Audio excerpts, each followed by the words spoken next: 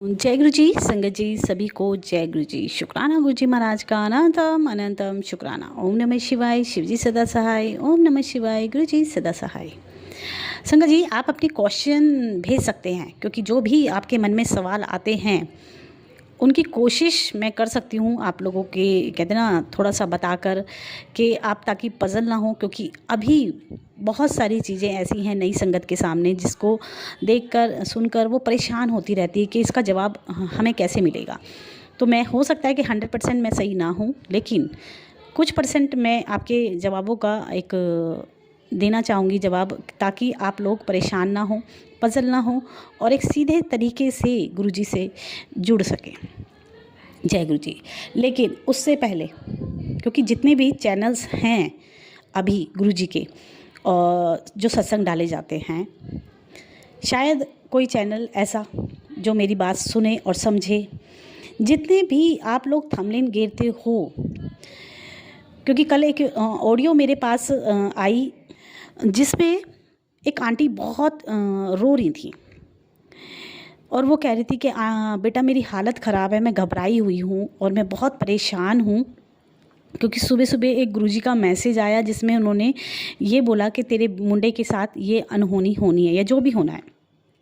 उन आंटी को पहले से स्टंट पड़े हुए हैं और शाम होते होते उन्होंने खाट पकड़ ली। उनकी हालत ख़राब हो गई। मन में ये विचार आते आते कि मेरे बेटे के साथ क्या होने वाला है, और उन्होंने मुझे मैसेज किया कि बेटा मेरी तबीयत ख़राब हो रही है, एक मैसेज आया है, कुछ ऐसा मत डालो जिससे हमें परेशानी हो। अगर आप वो मैसेज मैं सुना सकती तो मैं पक्का आपको सुनाती। आप सुनकर परेशान हो जाओगे कि गुरुजी से हम जुड़े हैं पॉजिटिविटी की जाने के लिए, ना कि नेगेटिविटी के लिए।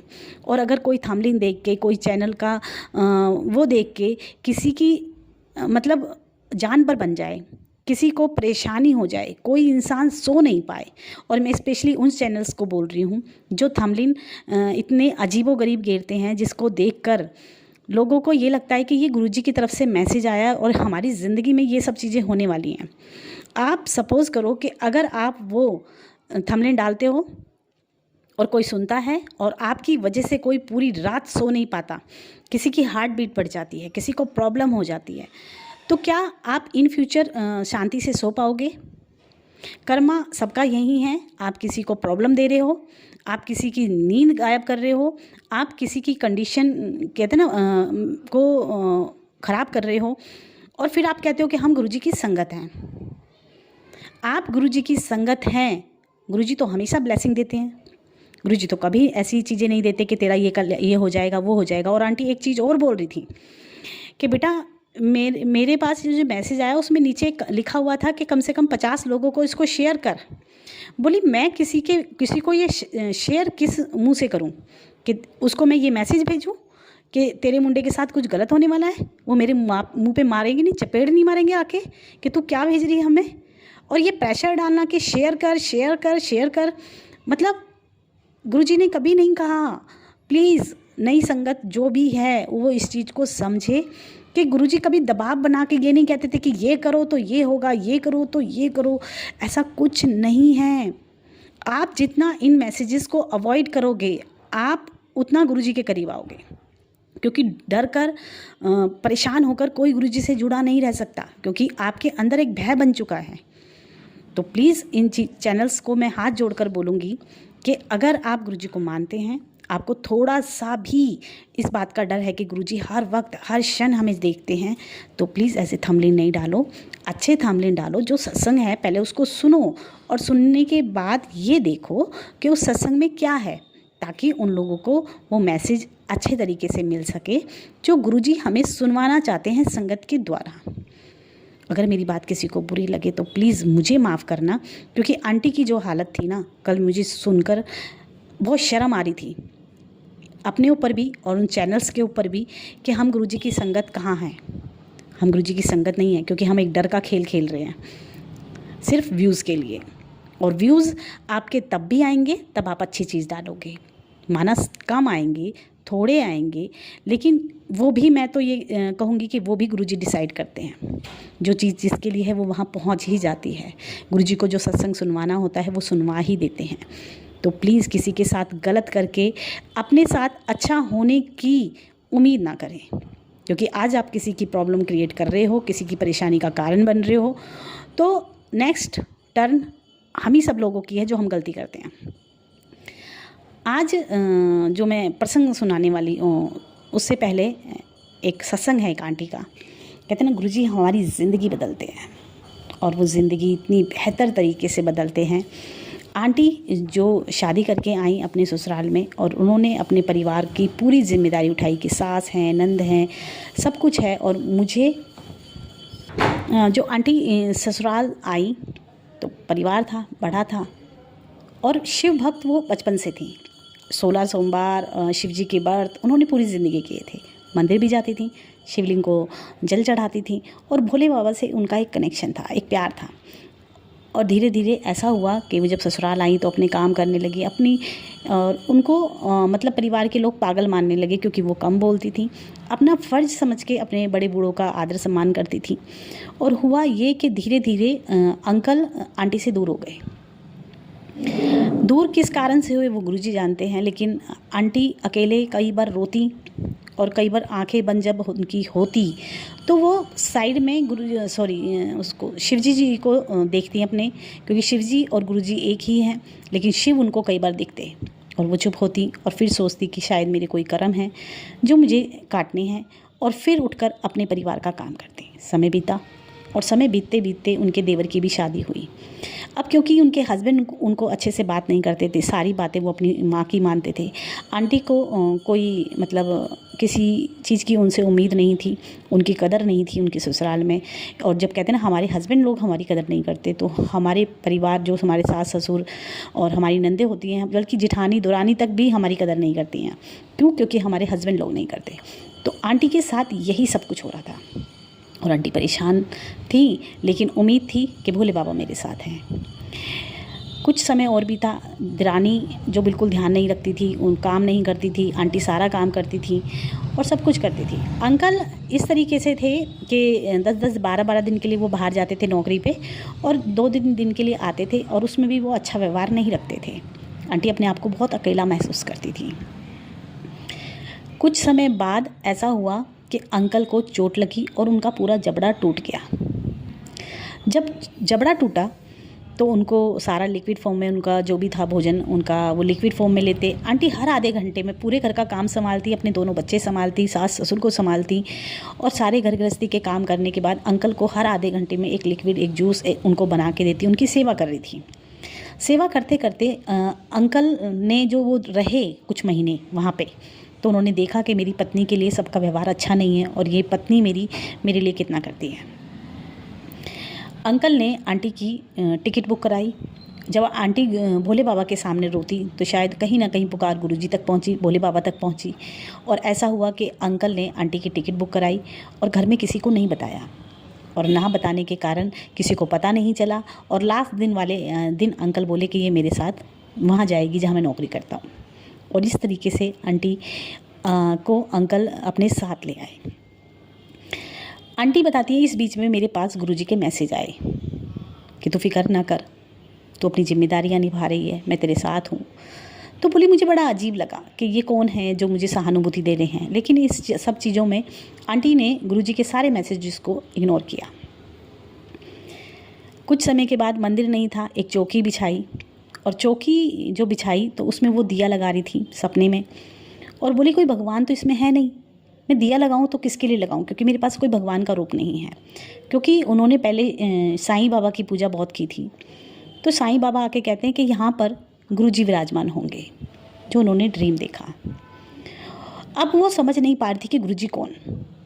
अब गुरुजी के फिर मैसेजेस आने लगे, और धीरे धीरे आंटी का कनेक्शन बनने लगा गुरुजी से। गुरुजी के मैसेजेस आते, उन्होंने अपने मन में मान लिया था कि जब सपने में दिखाया कि यहाँ गुरुजी विराजमान होंगे, तो उन्होंने मन में माना कि यहाँ पे गुरुजी को हम विराजमान करेंगे। आंटी ने, अंकल का व्यवहार फिर भी ऐसा ही था, वो नॉनवेज बहुत खाते थे, और ड्रिंक सुबह से लेके शाम तक करते थे, मतलब सुबह ही शुरू हो जाते थे पीने के लिए, और व्यवहार इतना खास अच्छा नहीं था। लेकिन एक दया उनके मन में आई, उनका मन भोले बाबा ने बदला और वो उनको अपने साथ ले आए, क्योंकि उन्होंने देखा कि उनकी पत्नी का वहाँ पे मान सम्मान नहीं है, उनकी कदर नहीं है, तो उनको ले आए। हुआ ये कि आंटी फिर गुरुजी के लिए जल प्रसाद रखने लगी। जल प्रसाद रखा तो आंटी बताती हैं कि कई बार मैं खाना बनाते बनाते जो नॉन वेज बचता था मैं रो पड़ती थी, चिल्लाती थी, मुझे गुस्सा आता था कि मेरे घर में ये क्यों बन रहा है। वो नहीं खाती थी। मैंने गुरुजी से कहा कि गुरुजी इनका नॉन वेज छुड़वा दो, ऐसे तो मैं नहीं जी पाऊँगी। बोले अचानक ऐसा मेरे अंकल के साथ हुआ कि रातों रात उन्होंने खाते खाते नॉनवेज को साइड रख दिया और बोले मेरा मन नहीं है। बोले जो इंसान इतना नॉनवेज खा रहा था कि उसको वो नॉनवेज खाना ही खाना था, उसको चाहिए ही चाहिए, और धीरे धीरे उसका मन धीरे धीरे मन हटना हम सोच लेते हैं कि चलो भाई हुआ, लेकिन एक रातों रात अंकल ने जब नॉनवेज छोड़ दिया तो आंटी को समझ आया कि गुरुजी कुछ भी कर सकते हैं। अब आंटी अंकल के पीने से परेशान थी और अंकल ड्रिंक करते थे, और ड्रिंक इस कदर करते थे कि सुबह ही पीना शुरू कर देते थे। आंटी ने गुरुजी का जल प्रसाद अंकल को दुपक्के देना शुरू किया, और कुछ समय के बाद धीरे धीरे धीरे धीरे अंकल ने पीना छोड़ दिया। बोली मेरे गुरुजी ने मेरी ज़िंदगी में 2 सबसे बड़े बदलाव किए कि मेरी हस्बैंड का नशा भी छुड़ाया और नॉनवेज भी छुड़ाया। और दोनों ही कहते ना, मनुष्य जाति में दोनों ही चीज़ अगर हम करते रहते तो हमारी बुद्धि भ्रष्ट हो जाती है, हमारा मन पे काबू नहीं रहता, हमारे दिमाग पे हमारा काबू नहीं रहता, और हम इंसान से जानवर बनते चले जाते हैं। और गुरुजी ने उनको इसी तरीके से ब्लेस किया कि उनकी दोनों चीज़ें छुड़ाई। आगे का सत्संग मैं इतना ही सुन पाई थी, क्योंकि इतना ही मेरे को दिमाग में रखना होता है, मैं ज़्यादा नहीं रख पाती हूँ। लेकिन आगे की जो उनकी जर्नी है कि मेरी ज़िंदगी कैसी थी और आज मेरे गुरुजी ने मेरी ज़िंदगी कितनी बदली है, बाकी की जर्नी मैं उनकी कल शेयर करूँगी। लेकिन एक पुराना अनुभव मैं आप लोगों से शेयर कर रही हूँ। एक अंकल जो गुरुओं को नहीं मानते थे, उनका एक जानकार जिन्होंने उन्हें बताया कि यहाँ पे ना गुरुजी हैं एक, और वो लोगों का कल्याण करते हैं, तो उन्होंने एकदम सटीक जवाब दिया कि मैं परमात्मा से जुड़ा हुआ हूँ सीधे तरीके से, और मैं किसी इंसान को, मनुष्य इंसान को परमात्मा का दर्जा नहीं दे सकता।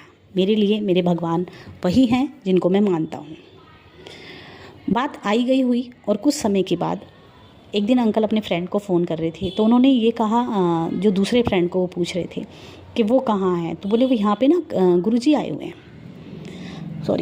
बोले यहाँ पे ना गुरुजी आए हुए हैं, और गुरुजी आए हुए हैं तो वो वहाँ पे गुरुजी के पास गया है।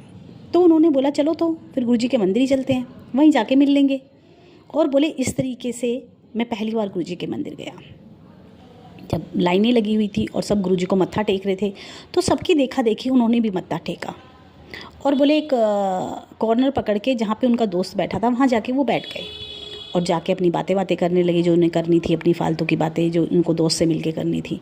गुरुजी मंदिर में बैठे हैं, संगत बैठी है, लेकिन अंकल का गुरुजी पे ना कोई विश्वास है, ना कोई कनेक्शन है, ना उनको वो परमात्मा मान रहे हैं, ना गुरु मान रहे हैं, और उनके दिमाग में कहीं से कहीं तक नहीं था। तो उन्होंने सोचा ये लोग ऐसे ही बैठे हैं, उन्होंने कोना पकड़ा और गुरुजी के सामने ही बैठे हुए ही अपने दोस्तों से अपनी गॉसिप और अपनी बातें शुरू कर दी।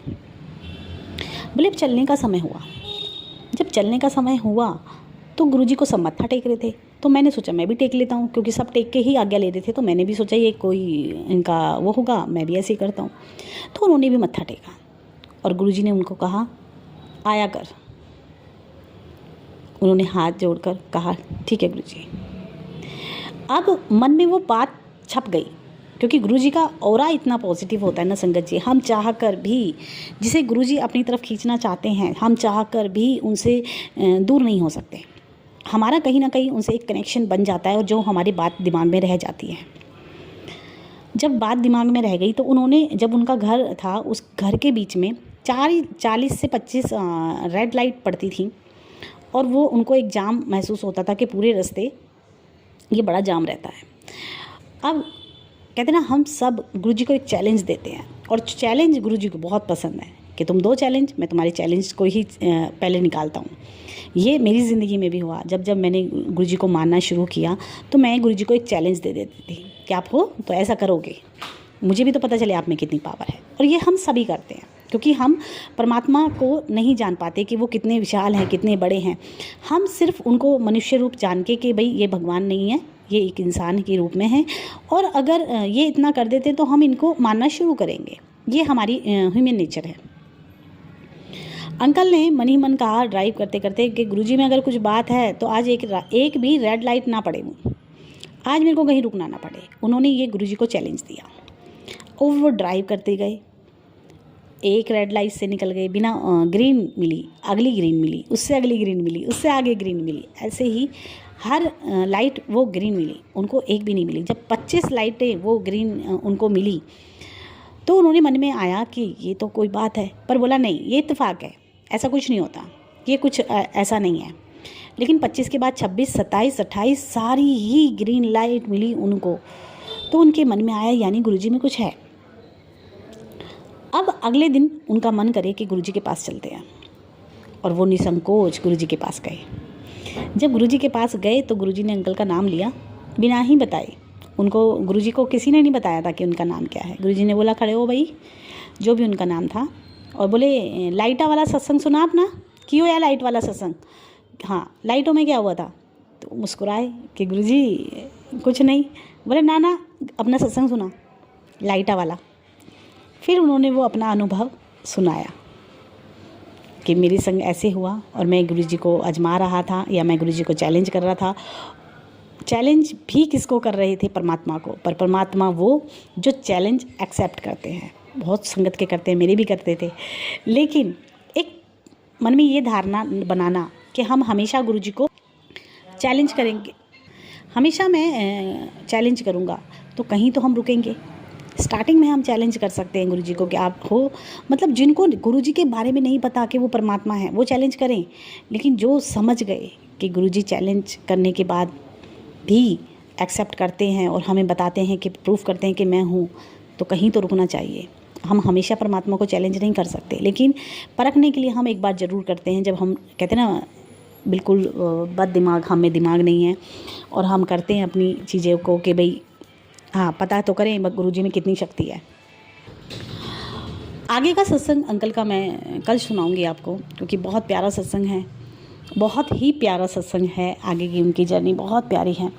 लेकिन गुरुजी हमारे वो जो चैलेंज एक्सेप्ट करते हैं। और मैंने कैसे चैलेंज गुरुजी को किया था संगत जी, एक मन में एक डाउट रहता था मेरे कि क्या मेरी लाइफ सुधरेगी। मैं गुरुजी के मंदिर जाती थी और मैं हमेशा ही मन में विचार करती थी कि गुरुजी कुछ तो दिखाओ, कुछ तो बताओ, आप तो कुछ बताते ही नहीं हो। तो मैंने जब बड़े मंदिर में गई और उस दिन मैं बहुत परेशान थी, रो रही थी, तो मैंने गुरुजी से कहा कि गुरुजी अगर ये आज की बात नहीं है, आप तो बहुत गाड़ियाँ हैं संगत जी गुरुजी के मतलब ब्लेसिंग वाली, लेकिन ये जब की बात है जब मैं बिल्कुल जुड़ी थी, तो काफ़ी टाइम हो गया उस बात को, और जब गाड़ियाँ इक्का दुक्की ही गुरुजी की ब्लेसिंग ऑलवेज़ मिलती थी। मैंने गुरुजी से बोला कि गुरुजी मुझे 40 गाड़ियाँ अगर आज घर तक पहुंचने में दिखी तो मैं समझूंगी आप तक मेरी बात पहुंच रही है और आप उस चीज़ को करोगे, यानी आप वो कर सकते हो जो मेरी ज़िंदगी में मुझे बदलाव चाहिए। और संगत जी ऐसे करके हम गुरुजी के बड़े मंदिर से लेके दिल्ली जब मैं अपने घर तक पहुंची, मैं गाड़ियां गिनती रही और जय गुरुजी बोलती रही। और जब मैं अपने एरिया में घुसी तो मुझे एक लास्ट गाड़ी थी जो मुझे नहीं दिखाई दी, मेरी 40 नहीं हुई और मेरा मन घबराने लगा। मैं कह रही मैंने कि गुरुजी यानी मेरी ये चीज़ नहीं होगी, मैं ऐसी ज़िंदगी निकालती रहूँगी। और लास्ट गाड़ी मुझे मेरे गेट के पास मिली जहाँ पे हमने गाड़ी खड़ी करी। मैंने कि ये कैसे हुआ, तो वो आखिरी गाड़ी वो थी जो मेरे घर के सामने खड़ी थी एक की। तो संगत जी हम परमात्मा को परखते हैं और परमात्मा हमें बार बार दिखाते हैं, लेकिन कभी तो रुक जाना चाहिए, कभी तो स्टॉप लगा के, कहते ना हम ज़िंदगी भर किंतु परंतु में नहीं अटके रह सकते। ये उस तरीके से हो गया जैसे कि हमने बस में टिकट ली और हम बस में बैठे। अब बस वाले पे जो ड्राइवर है, जो जिसका रोज़ का काम है, हमें उस पर विश्वास नहीं हो रहा, हम उसके सर पे खड़े हो गए हैं और उससे कह रहे हैं ऐसे नहीं ऐसे चला, ऐसे नहीं ऐसे चला। वो ड्राइवर बार बार बोलेगा कि मुझे पता है तुमने टिकट ले ली है, यानी तुमने भरोसा मुझ पे कर लिया है कि मैं तुम्हें सही मंजिल तक पहुंचाऊंगा। लेकिन हम बार बार उसको बोलें कि नहीं नहीं इस रास्ते नहीं, इस रास्ते ये सही नहीं लग रहा, अच्छा इस रोड पे बहुत पत्थर आ रहे हैं, ये बस क्यों कूद रही है, ये बस में इतने वो क्यों आ रहे हैं, रोड क्यों ख़राब है। तो ड्राइवर ये कहेगा कि जिस मंजिल पे तुम्हें पहुंचना है उसका रास्ता ऐसा ही है, लेकिन मैं बस बड़े इस तरीके से चला रहा हूँ, आपको कुछ नहीं होगा, आप बैठो तसल्ली से। लेकिन फिर भी हम उससे कहें कि नहीं, इस रोड से नहीं जाना, उस रोड से जाना है, हमारा मन है उससे चलो, तो वो भी यही कहेगा कि इससे अच्छा तो तुम अपने व्हीकल से आ जाते या अपने ऊपर भरोसा करके आ जाते, मेरी बस में क्यों बैठे थे। तो वही जब गुरुजी ने हमें चुन लिया है, हमारा एडमिशन हो गया है, तो गुरुजी को इंस्ट्रक्शन देने की ज़रूरत नहीं है कि गुरुजी अब ऐसे करो, अब ऐसे करो, अब ऐसे करो। तो गुरुजी पे यानी हमें पूरा भरोसा नहीं है। अगर पूरा भरोसा है तो आराम से अपनी सीट पे बैठ जाओ। गुरुजी ने कहा था कि तुम मुझे अगर अपना मतलब अपनी लाइफ का डोर मुझे देते हो तो मैं उसको सीधा हाँक कर तुम्हें मोक्ष तक लेके जाऊँगा। जैसे एक बस ड्राइवर हमें सीधा मंजिल तक लेके जाता है, हम सो भी जाते हैं बस में ये सोच कर के ड्राइवर लेके अपने आप जाएगा, उसकी सरदर्दी है। तो अभी गुरुजी की जिम्मेदारी है हम, क्योंकि हम उनकी संगत हैं, बस हमें जैसे सीट पे बैठना है वैसे ही हमें गुरुजी का सिमरन करना है, उन पे भरोसा करना है। अभी आपके कोई क्वेश्चन हैं तो आप कमेंट बॉक्स में लिखो, मैं कोशिश करूँगी आपका जवाब दूँ। और सत्संग हमेशा आप सुना भी सकते हो, मैंने बहुत इजी ऑप्शन इसीलिए रखा है कि आप एक व्हाट्सएप पे मैसेज करो कि आंटी हम आपको अपना सत्संग सुनाना चाहते हैं, और मैं आपको कॉल करूँगी, आपका सत्संग सुन लूँगी और अपनी वॉइस में डाल दूँगी। और उसके बाद भी अगर आपको लगता है कि खुद से सुनाना है तो आप लाइव कर सकते हो, ईजी ऑप्शन है। जिनको फेस दिखाने से कोई दिक्कत नहीं है, जिनको ये लगता है कि हम गुरुजी की संगत है, हमें डरने की ज़रूरत नहीं है, हम अपनी सत्संग सुना रहे हैं, अपनी जर्नी सुना रहे हैं, अपने गुरु की कृपा बता रहे हैं, तो वो लाइव भी कर सकते हैं। लाइव आओ, 1 घंटा 1.5 घंटे में आप अपना लाइव करके अपनी जर्नी पूरी बताओ, क्योंकि ये गुरुजी की कृपा है संगत जी आपकी ज़िंदगी में, जिसको आप बताएं। क्योंकि गुरुजी हमेशा कहते थे खड़ा हो सत्संग सुना, तो सत्संग सुनाओ, अपनी जर्नी बताओ, लोगों को अच्छे अच्छे जवाब मिलें और उनकी कृपा के बारे में पता चले। जय गुरु जी।